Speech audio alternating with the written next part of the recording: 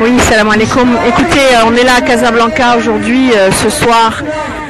Écoutez, moi j'ai l'esprit un peu perdu, pour vous dire, un peu perdu, parce que plus j'avance et plus je me dis que l'homme est en train de devenir autre chose que l'homme.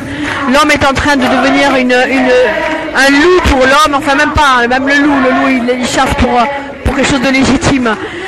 Il y a des régions dans le monde qui souffrent, il y a des régions qui se font massacrer, évidemment je pense aux Rohingyas en Birmanie, il y a des gens qui se font massacrer, mais de façon horrible. Je crois qu'on a atteint le fond de l'horreur, on a atteint le fond de l'horreur, et ce qui est encore plus horrible, c'est le silence à côté.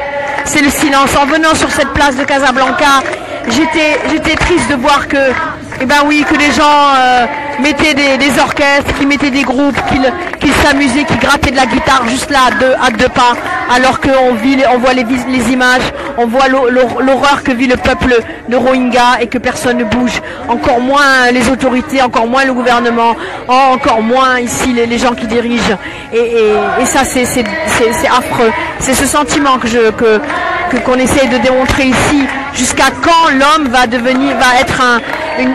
des terroristes? Il y a des terroristes partout maintenant. Et les premiers terroristes, c'est les personnes qui se taisent face à ça.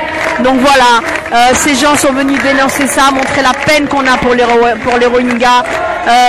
On peut rien faire d'autre que ça, que dénoncer, que crier, que de demander au gouvernement, en tout cas de demander un minimum de compassion, un minimum qui tape des poings sur la table, au lieu de se taire et de s'occuper de festivals, de sorties, de je ne sais quelle autre connerie. Voilà, donc c'est pour ça qu'on est là, et puis grosse pensée à ce peuple qui s'est massacré à huis clos.